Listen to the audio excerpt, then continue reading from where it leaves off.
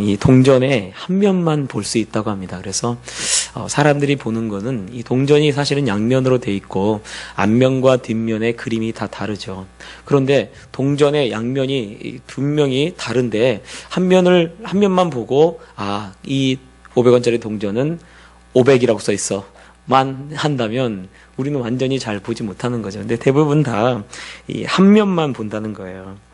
자, 우리의 주변에 있는 일들이 사실은 동전의 양면과도 같습니다. 그래서 우리가 어떤 사건을 보거나 어떤 것을 볼 때 어떠한 눈으로 보느냐에 따라서 그것이 우리에게 정말 어떤 교훈이 되고 또 기쁨이 되어지는 반면에 또 그 사건을 잘못 생각해서 잘못 보면 그 사건이 오히려 우리에게 정말 믿음이 아니라 실족하게 되고 그리고 불안하게 되는, 걱정하게 되는 그런 일이 되어지는 것입니다.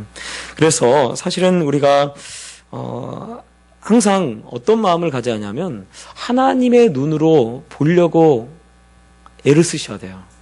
그래서요, 사실은 하늘에서 하나님이 어떻게 보시나를 우리가 항상 봐야 하는데 지금 내 눈에 보이는 대로만 하면 사실은 이 상황을 잘못 보고 있는 거죠. 이 엘리사 때에 아람에서 군대를 보내가지고 이 엘리사가 사는 성을 포위를 합니다. 엘리사가 사는 성을 포위하니까 게하시가 딱 보니까 온 산에 그 성 전체를 지금 다 군대가 다 둘러싸고 있는 거예요. 아유, 엘리사 선생님 큰일 났습니다. 큰일 났습니다. 이러죠. 근데 사실은 왜 했더니 이 군대가 둘러쌌다는 거예요. 그러니까 게하시한테 그러죠. 우리를 둘러싼 군대가 저들보다 많다는 거예요. 사실은 안 보이죠. 그러니까 하나님께 구하죠. 하나님께 저 은혜를 베풀어서 저 게하시의 눈을 열어 내가 보는 것을 볼 수 있도록 해달라고. 그러니까 여러분, 우리가 현재 상황을 볼 때 우리는 항상 어떤 눈으로 보냐면 육신의 눈으로 보는 거예요. 육신의 눈으로 보면 나를 둘러싼 군대밖에 보이지 않습니다.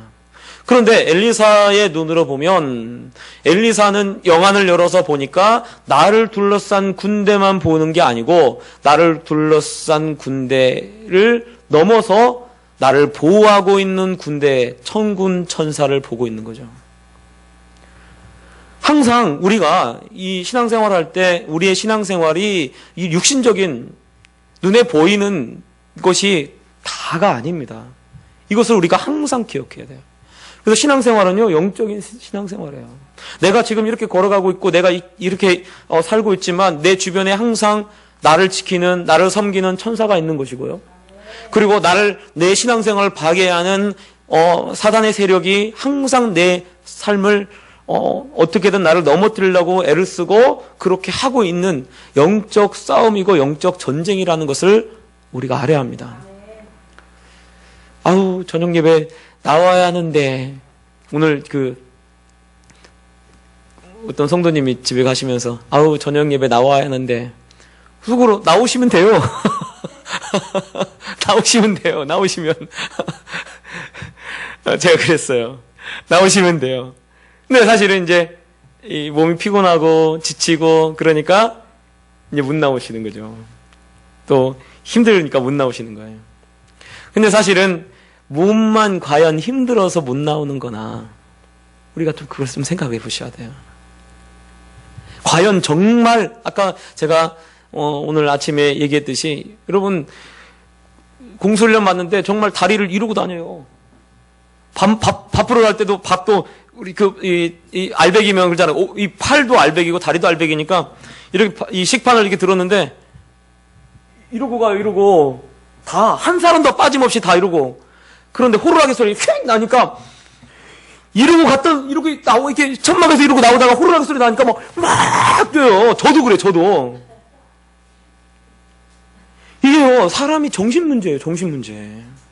그래서 내가 어떻게 지금, 신앙생활이, 이게 영적인 신앙생활이라는 걸 알아야 하는데, 우리는 다 보면 그냥 욕심이 연약해서. 여러분, 한번 보세요. 예수님이 겟세마네 동산에서 제자들 보고 여기에서 기도해라 라고 해서 돌 던질 정도 떨어진 거리에서 한 20-30m 떨어져 가지고 예수님 홀로 거기서 기도합니다. 겟세마네 동산에서. 그런데 그게 밤이기 때문에 피곤하죠. 밤이기 때문에 피곤하고, 그리고 그날 밤에 얼마나 많은 말씀을 막 부어 주셨습니까? 그 시간에.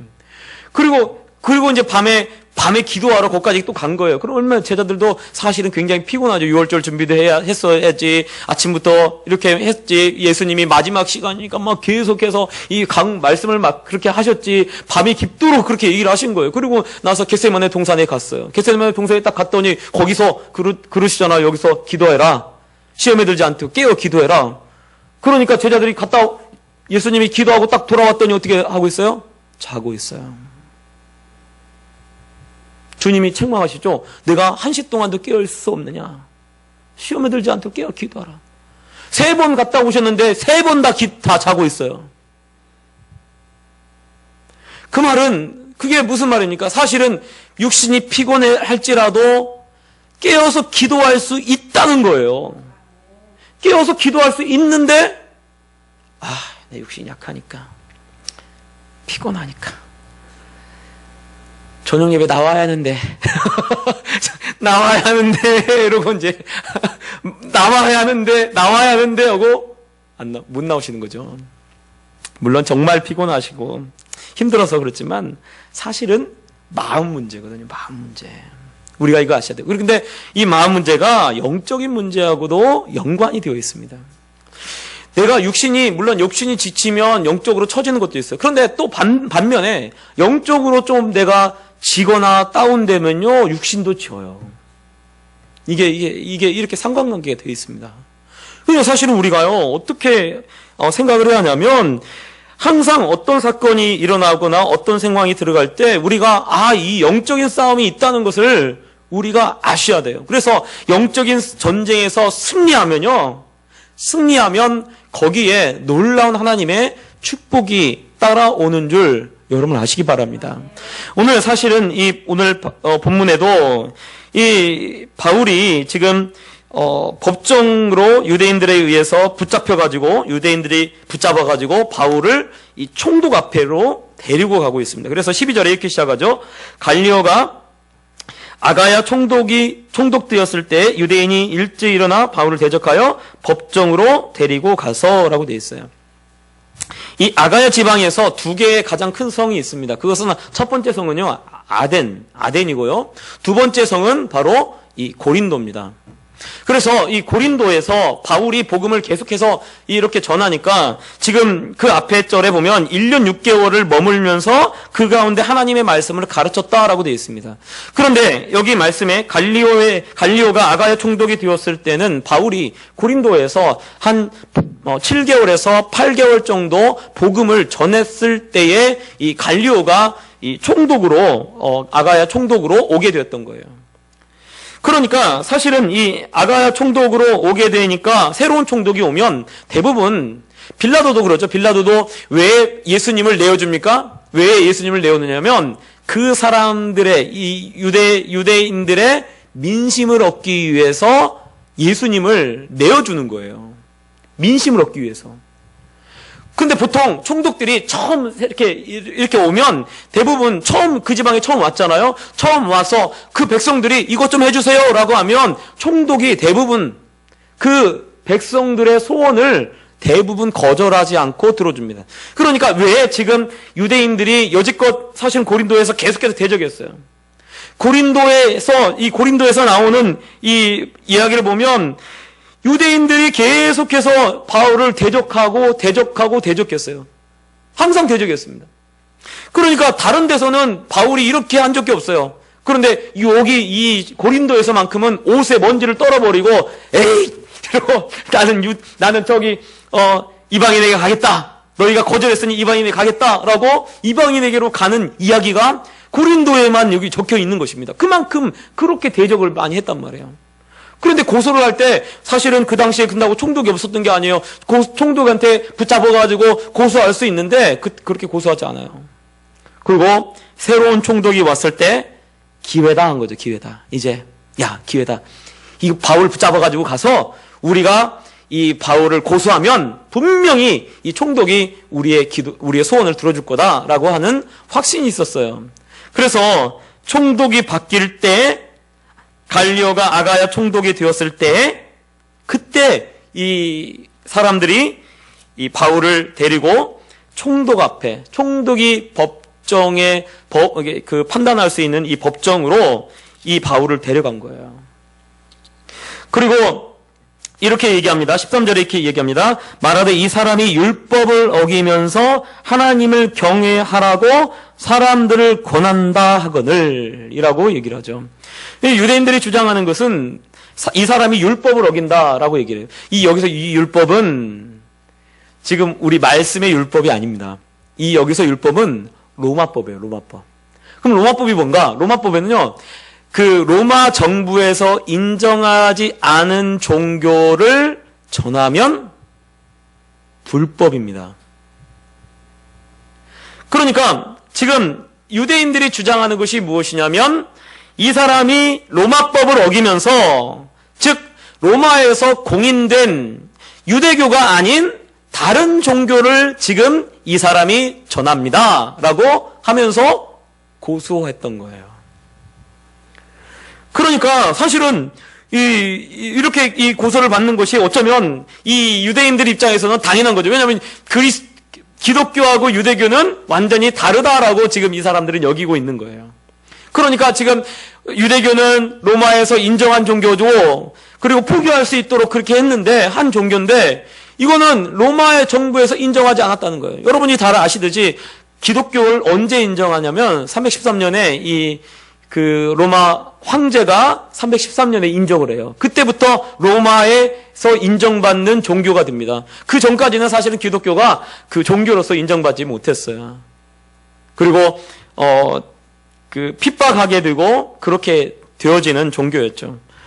그러니까 사실은 이 사람들이, 유대인들이 이야기하는 것이 어쩌면 우리 입장에서 봐도 맞아요. 그러니까 사실 지금 법정으로 끌려가고 법정에 붙잡혀가고 바울이 이렇게 되어지는 것은 굉장히 사실은 위험한, 그리고 위급한 상황이 되어지는 것입니다. 그런데 오늘 말씀에 보면 이 총독이 이것을 기독교를 따로 떼어놓지 않고 기독교가 유대교의 한 종파로서 이 총독은 이해를 하고 있는 거예요. 그러니까 그 뒤에 나오는 이 말들이 대부분 다 어떤 말이냐면, 야, 이건 너희 종교에 관한 문제고 명칭에 관한 문제다. 메시아나 그리스도나 너희들이 얘기하는 거, 그거는 명칭에 관한 문제고, 예수, 이름에 관한 문제, 이런 거는 너희들끼리 해결해라. 이걸 왜 나한테 데리고 와서, 그렇게 지금 판단하느냐라고 하면서 정식적인 판결을 내립니다. 그래서 이것을, 그 고소를 완전히 기각을 시킨 거예요. 여러분, 이게 굉장히 큰 의미가 있습니다. 여러분, 사실은 이 성경에 보면 바울이 가는 곳마다 어떤 일이 있냐면, 회당에서 말씀을 전할 때 유대인들이 관원들을 동원해서 바울을 대적합니다. 그래서 바울이 한 번은 맞기까지 하죠. 빌립보에서는 붙잡혀가지고 관원들이 붙잡아서 맞기까지 거기서 매를 맞고 감옥에 갇히고, 이런 옥문이 열리고 그 사건 있잖아요. 그 사건처럼 거기서 할 때도 그 관원들이, 유대인들과 관원들이 결탁을 해가지고, 이 관원이라고 하면 로마 사람을 얘기해요. 로마 사람을. 관원들과 결탁을 해가지고, 그래서 이 기독교를 대적했거든요. 그런데 여기 지금 보면 이 총독에게 나갔어요. 총독에게 나간다는 것은 거의 황제 다음으로 나가는 거나 마찬가지예요. 그런데 딱 갔는데 사실은 바울의 입장에서는 굉장히 절대절명의 위기죠. 왜냐하면 이렇게 되면 이제 포교 활동 자체가 완전히 다 불법으로 판명이 되어서 전도를 할 수가 없는 거예요, 이거는. 그러니까 붙잡혀서 지금 간 것이 어쩌면 굉장히 위급한 거고, 아마 이 유대인들은 잘됐다, 이제 기회다, 이건 정말 이제 기독교를 핍박할 수 있는 절호의 찬스구나, 이거는 법을 어긴 거니까 정말 절호의 찬스다라고 그러고 해서 딱 갔는데 이 총독이 기각시켜버린 거예요. 공식적으로 기각을 시키니까 결국은 이 기각으로 인해서 어떻게 되냐면 다시는 바울이 전하는 복음을 대적할 수 없는 거예요. 그래서 고린도에서 1년 6개월을 복음을 전할 수 있었던 이유가 무엇이냐면, 그리고 나중에 또 고린도에 가고 다른 계속해서 전도 여행을 할 수 있는 계기가 어떻게 됐냐면 바로 이 사건 때문에 되어지는 거죠. 그러니까 사실은 이거는 바울이 이렇게 하려고 한 게 아니에요. 이건 유대인들이 막 해가지고 절호의 찬스다, 바울을 없앨 수 있는, 기독교를 없앨 수 있는 절호의 찬스다라고 해서 막 몰고 갔던 거예요. 근데 몰고 갔는데 결국은 어떻게 돼요? 몰고 간 것이 결국은 공권력을 사용해서 혹은 공식적으로 대적할 수 없도록 되어지는 결정적인 계기가 됩니다. 이게요, 판례가 남아가지고 이제 로마가 다스리고 있는 지역 내에서 복음을 전할 때 이 복음에 관한 문제를 공식적으로 이야기할 수 없는 그런 사건이 되어져 버린 거예요.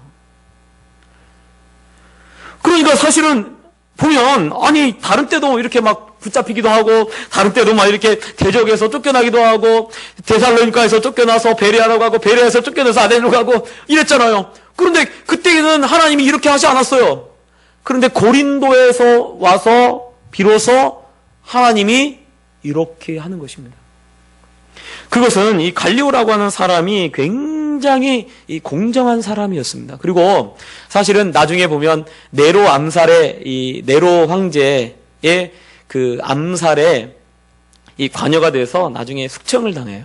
이게 네로가 너무 이 폭정을 하니까 이 네로 황제에 대항해서 이 네로를 몰아내려고 했던 사람 중에 한 사람입니다.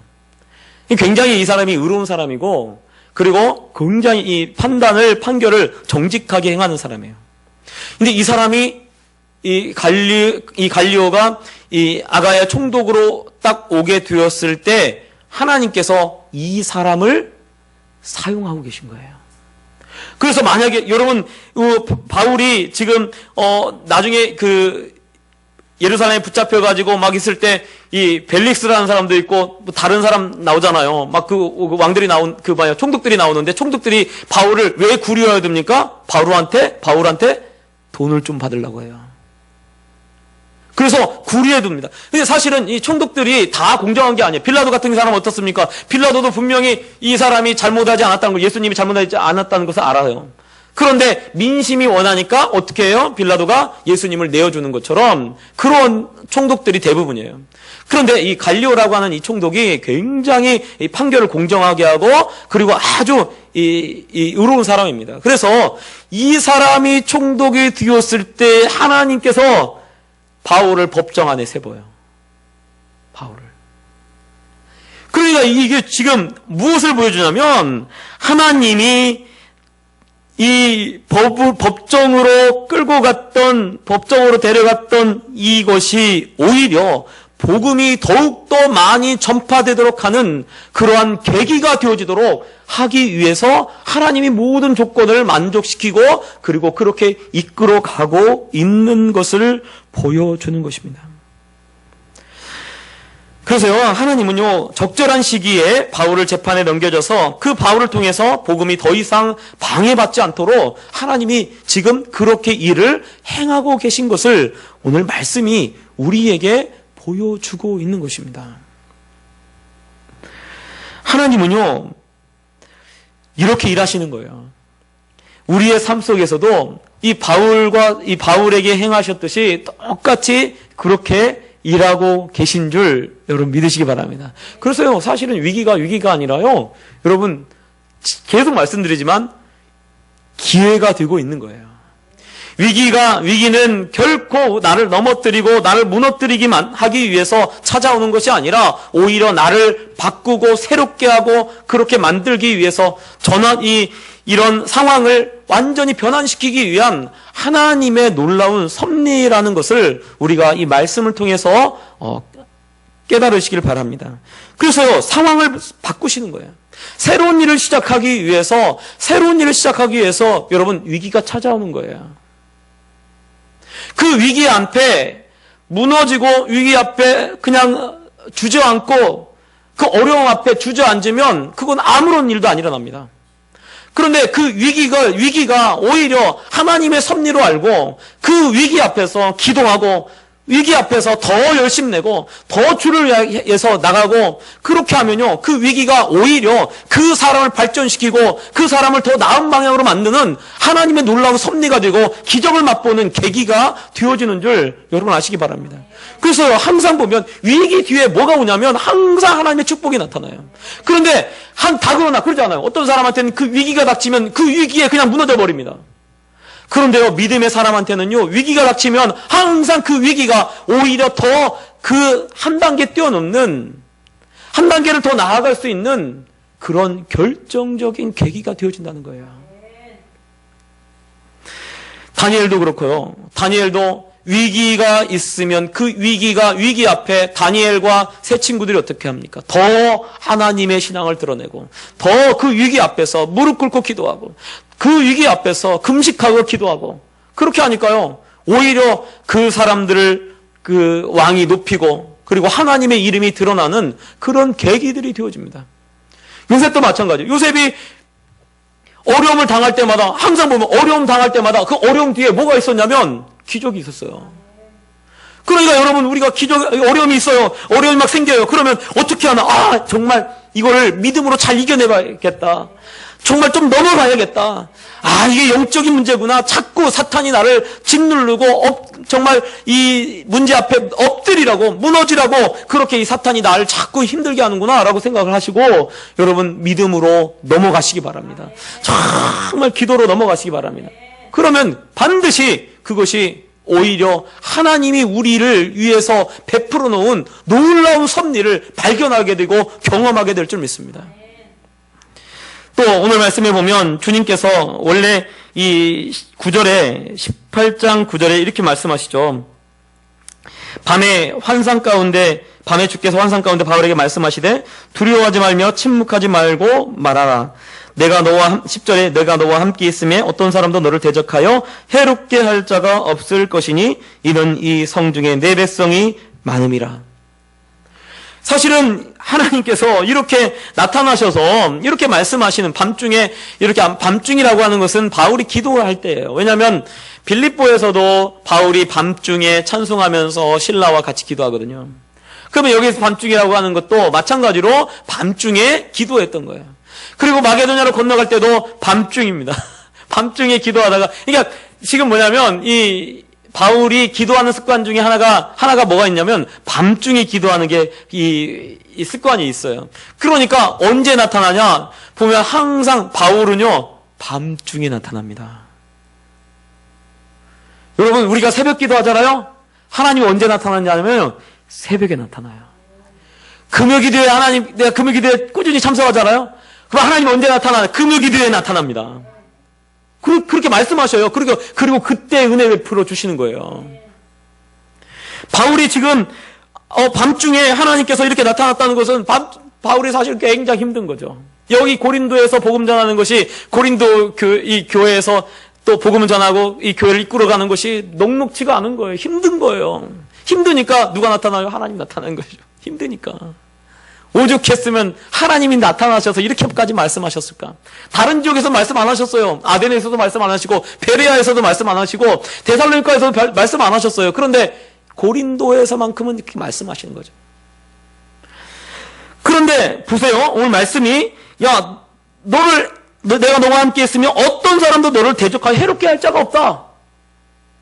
내가 너와 함께 있으니까 어떤 사람도 너를 해롭게 할 자가 없다라고 했어요. 그런데 어떤 일이 있습니까? 법정을 끌려간 거예요. 아니, 하나님 말씀하셨잖아요. 아무도 해롭게 할 자가 없다고 말씀하셨잖아요. 이러고 제가 생각할 수 있어요. 안 그래요? 그런데 아마 바울이 왜 이러지? 왜 법정으로 끌려가지? 아무도 나를 해할 자가 없다고 했는데 또 맞나 보다. 이러고 아마 그러고 갔을지 모르겠어요. 그래서 뒤에 보면 이 유대 사람들이 이 사람이 율법을 어기면서 하나님을 경외하라고 사람들을 권합니다 라고 얘기를 하니까 이때 14절에 뭐라고 되어 있냐면 바울이 입을 열어 이렇게 되어 있어요. 바울이 입을 열고자 할 때에 라고 되어 있습니다. 바울이 입을 열고자 할 때. 바울이 그 말을 딱 들으니까, 원래 이 로마의 법은요, 한쪽에서 피고가 이렇게 얘기를 하면 똑같아요. 지금 현대 이거 똑같아요. 예를 들어 검사가 얘기를 하면 변호사가, 판사가 그러죠. 변호사한테, 변호사 할 말 있습니까? 뭐 신문이 있습니까? 이렇게 하죠. 그래서 변호사가 또 말할 수 있도록 기회를 주는 거예요. 로마법도 마찬가지입니다. 로마법도 이 피고자가, 고소자가 있으면 이 고소당한 사람이 자기의 이 이야기를 할 수 있는 그러한 것이 로마의 법입니다. 그래서 아마 이 고소하는 사람이, 고소한 사람들이 이래저래 해서 하나님을 경외한다고 사람들을 가르친다, 다른 종교를 전한다, 로마에서 정하지 않은 이런 불법적인 이 종교를 전한다라고 이야기를 하니까 바울이 변론하려고 딱 하고 있었던 거예요. 변론하려고. 그런데 할 말이 할 수가 없는 게 뭐냐면 바로 총독이, 바울이 입을 열어서 얘기하려고 했는데 바로 총독이 뭐라고 해요? 갈리오가 유대인들에게, 너희 유대인들아, 만일 이것이 무슨 부정한 일이나 불량한 행동이었으면 내가 너희 말을 들어줄 것이 옳거니와, 만일 문제가 언어와 명칭과 너희 법에 관한 것이면 너희 스스로 처리하라 라고 하면서 바로 기각시켜버립니다. 즉 무슨 말이냐면 하나님이 너를 해야 할 자가 아무도 없다라고 했는데 그 너를 해야 할 자가 아무도 없도록 바울이 한마디도 하지 않아도 하나님이 갈리오 총독을 통해서 그냥 유대인들을 묵사발을 만들어 놓는 거예요. 즉 그 말은 바울을 하나님이 지키시고 보호하고 계시다는 거죠. 여러분, 하나님께서 바울만 이렇게 보호하실까요? 우리에게도 이렇게 하고 계신 줄 여러분 믿으시기 바랍니다. 그래서요, 하나님이 지키시고 보호하셔요. 하나님이 함께 가시고요. 그리고 하나님이 허락하시기 전에는요, 그 어느 누구도 우리를 해할 자가 없다는 것을 여러분 아시기 바랍니다. 바울한테만 한 말이 아니에요. 이거는 모든 믿는 사람들에게 한 말이에요. 예수님이 그러죠. 참새가 한 아사리온에, 참새 2마리가 한 아사리온에 팔린대요. 참새 2마리가. 그런데 하나님께서, 아버지께서 허락하지 않으면 공중에 나는 참새 1마리도 안 떨어진대요. 그 2마리가 한 아사리온, 아주 적은 값에 팔리는 거, 그런 참새라 할지라도 하나님이 허락하지 않으면 떨어지지 않는다는 거예요. 그런데 주님이 뭐라고 말씀하시냐면 너희는 저 참새보다 귀하니라 라고 돼 있어요. 그러면 그 말은 이 참새의 생명도, 참새의 이 목숨까지도 하나님이 주관하고 있는데 하물며 너희일까 보냐 이런 거죠. 그래서 사실은 바울을 하나님이 지키시고 보호하신다고 하신 그 약속을 이렇게 이 기적으로 보여주고 있는 거예요. 사실은 기적입니다. 왜냐하면 네로 황제 때 핍박이 일어나거든요. 근데 바울이 복음을 전할 때 이 선교사에게 막히지 않도록, 복음의 각 곳에 가서 이 복음을 전할 때 이 복음이 막히지 않도록, 그리고 관원들이 이것이 함부로 이것을 이게 불법이다라고 이야기하지 않도록 그렇게 만들었던 사건이 되어졌기 때문에 그렇습니다. 여러분, 하나님은요, 하나님이 말씀하신 것을 오늘도 지키고 계신 줄 믿습니다. 세상 끝날까지 우리와 함께 하신다고 그랬어요. 그리고 영원히 우리와 함께 하신다고 했어요. 그러면 반드시 우리와 함께 하십니다. 내가 지금 어떤 상황, 힘든 상황, 굉장히 괴로운 상황, 그리고 마치 하나님이 하나도 안 느껴지는 것 같고, 하나님이 그냥 잠잠하고 계신 것 같고, 하나님이 뒷짐지고 나를 이렇게 바라보고 계신 것 같아요. 그런다 할지라도 여러분, 하나님의 말씀을 믿으시기 바랍니다. 하나님 말씀은 그대로 정말 우리와 함께하고 계시고, 그리고 참새보다 더 귀하게 우리를 여기시고 우리를 보호하시고 지키시는 줄 여러분 아시기 바랍니다. 그래서 오늘 말씀에 보면 바울은 그냥 풀려났어요. 아무런 일도 없이 그냥 풀려나고 바울을 해야 할 자가 없게 되어지는 거예요. 그러니까 아마 웅성웅성, 법정에서 웅성웅성, 유대인들이 굉장히 많이, 왜냐하면 이것도 이 총독이 딱 되어서 왔으니까 이 맨파워를 보여줘. 사람들이 많은 파워를 보여주잖아요. 요즘 화장장 하니까 며칠 모여가지고 우리의 힘을 보여줍시다 이렇게 하잖아요. 화장장 그 문제로. 왜 그럽니까? 사람들이 많이 지금 반대한다는 것을 보여줘야 이제 도지사나 이런 이 시장이나 이런 사람들이 내 지지표가 떨어지겠구나라고 생각을 해가지고 이거 들어준다는 거죠. 그래서 사실은 이게 총독 앞에 그냥 온 게 아니라 유대인들이라고 되어 있습니다. 그래서 유대인들이 굉장히 많이 모여가지고 지금 바울을 붙잡아가지고 바울을 이 법정에 세워서 바울이 처형되거나 혹은 뭐 다른 일로 이 감옥에 갇히거나 하는 일을 원했던 거죠. 그래서 유대인들이 많이 몰려간 거예요. 바울을 붙잡기 위해서. 그리고 그 일에 여기 말씀해 보면 17절에 회당장 소스데네가 나옵니다. 회당장 소스데네. 그러면 이 소스데네가 오늘 보니까 아마 소스데네를 중심으로 해서 소스데네가 회당장이기 때문에 다른 사람들이 얘기한 게 아니고 아마 소스데네를 통해서 이 총독에게 이야기를 한 거죠. 그런데 법정에서 막 웅성웅성 막 사람들이 막 기각시켜버리니까 유대인들이 웅성웅성거리고 막 그렇게 됐던 거죠. 그러니까 이 총독이 어떻게 해요?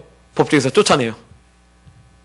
우리도요, 법정에서 소란 피우면 어떻게 됩니까? 법정 모독죄, 법정 소란죄 해가지고 이 구치소 들어가요. 잘못하면. 소란하면 이 판사가 이렇게 해서 그렇게 할 수가 있습니다. 마치 그것처럼 지금 이제 법정에서 다 쫓아내는 거죠. 나가라. 너희 문제 끝났다. 그 쫓아내니까 여기 보면 17절에 모든 사람이라고 되어 있어요. 이건 누구를 말하나? 유대인들을 말합니다. 유대인들이 아니 회당장 이 소스데네를 통해서 이 고소해가지고 자기들 뜻대로 될 줄 알았는데 자기들 뜻대로 되지 않았어요. 이것은 다 누구 탓이냐? 회당장 잘못이라는 거죠. 총독에게 얘기를 잘 했어야 하는데 총독에게 얘기를 잘 해가지고 이렇게 됐어야 하는데 안 됐어요. 그러니까 오늘 17절에 소스데네를 잡아가지고 자신들의 회당장 소스데네를 잡아가지고 법정 앞에서 때립니다. 법정 앞에서. 그런데 보니까 갈리오가 이 일을 상관하지 않아요. 누가 맞았습니까? 회당장이 맞았어요. 그런데 이 전해져 내려오는 이야기에 보면 이 소스데네가 누구냐? 고린도전서 1장 1절에 바울과 함께 고린도 교회에 편지를 보내는 사람 중에 한 사람이 누구냐면 소스데네입니다. 그러면 이 회당장 소스데네에 대해서 어떤 얘기가 있냐면 이 사람이 원래는 이 회당장 그리스보를 대신해서 이 회당장이 됐던 거예요. 그런데 바울이 전하는 이 복음에 대해서 어느 정도 이 소스데네가 동의하고 있었다는 거죠. 동감을 하고 있었어요. 근데 차마 이 종교를 옮기지는 못하고 유대교로 옮기지는 못하고 그러고 그래도 바울이 말하는 말에 어느 정도 동조를 하고 있었던 거죠. 그래서 이 총독에게 이야기를 확실하게 얘기를 하지 못했던 거예요. 그래서 확실하게 얘기하지 못한 걸로 인해서 유대인들이 이 소스데네를 막 때린 거죠. 폭력을 행했어요. 그러니까 소스데네가요 열받아가지고요 예수님 믿었어요. 할렐루야. 이게 재밌죠. 이게 지금 어떻게 보면 이 사건이 어떻게 되냐면 이 소스데네라고 하는 바울의 귀한 동역자 한 사람이 생기는 그런 사건이 되어집니다. 엄청난 기적 아니에요? 엄청난 기적. 제가 예전에 천주교를 다녔습니다. 제가 그래서 고등학교 3학년 때까지 고등학교 1학년 때부터 고등학교 3학년 때까지 원래 저희 집안이 저희 어머님이 천주교를 다녀서 제가 천주교를 다녔어요. 그런데 어떤 일이 있었냐면 내가 고등학교 2학년 때 천주교에서 제가 지금으로 하면 회장 다음 부회장, 학생회 부회장 정도를 했던 것 같아요. 이게 부회장이 아니고 총무, 학생이 총무를 했어요. 회장, 총무 이렇게 돼 있어요. 근데 제가 총무를 했습니다. 그래서 학생회 총무를 하는데 열심히 하니까 회장하고 총무하고 열심히 하니까 좀 선배들이 기분이 좀 안 좋았나 봐요. 자기 말도 안 듣고 열심히 하니까. 그래서 선배 중에 하나가 저희를 끌고 가고 그리고 또 여러 명이 끌고 가서 저하고 그 회장하고 때렸어요. 저를 주로 때린 게 아니고 회장을 더 많이 때렸죠. 저하고는 또 안면이 있어가지고 잘 못 때렸는데 저는 그래도 그 한 명한테 그 한 선배한테 맞았어요. 그런 일이 있으니까요. 그 천주교를 잘 안 가지더라고요. 왜냐하면 내가 열심히 했는데 왜 열심히 한 거 가지고 이렇게 하나, 그 생각이 드는 거예요. 그래가지고 사실은 고등학교 3학년 때 천주교를 한 달에 한 번씩만 갔습니다. 매주 안 가고. 왜냐하면 가기 싫은 거예요. 나를 때린 사람들이 거기 있으니까. 그러다가 예수님 만났어요. 그러다가 교회에 나가게 되고 예수님 만났어요, 여러분. 만약에요, 제 생각에 그런 일이 없고 그러면 어차피 열심히 천주교 다니고 있었을 거예요, 지금. 목사도 안 됐고, 지금 여러분 만나지도 못했을 거예요. 천주교 있으니까. 우리 아내랑 결혼도 못하고. 완전히 내 삶이 바뀌었어요. 근데 여러분 보세요. 지금 이 기적이 왜 이런 일이 일어나나? 회당장이 왜 맞았나? 왜 회당장 소스대가 맞는 이야기가 왜 이렇게 나오나? 왜냐하면 이 회당장이 맞는 이 이야기를 통해서 이 회당장이 원래 바울의 말에 동조하고 있다가 맞는 것을 계기를 통해서 고린도 교회의 교인이 되어버립니다. 이 얼마나 엄청난 기적입니까? 사실은 굉장히 이 바울에게는 엄청난 위기였지만 이 위기가 오히려 하나님께서 바울을 구원하고 또 복음이 전파되는 것을 막지 못하게 만들고 또 회당장 소스데네를 하나님께서 구원하시는 놀라운 도구로 사용하고 있는 것입니다. 어쩌면 우리에게 지금 닥치고 있는 어려움과 그 위기가 하나님이 기적을 일으키려고 하는 놀라운 하나님의 손길이 되고 있는지 우리가 어떻게 알겠습니까? 하나님이 어쩌면 그러한 엄청난 것을 준비하고 계신 줄 몰라요. 그러므로 위기 앞에 넘어지지 마시고요.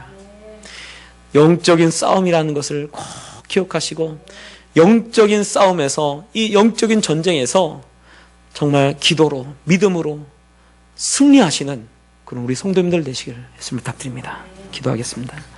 사랑의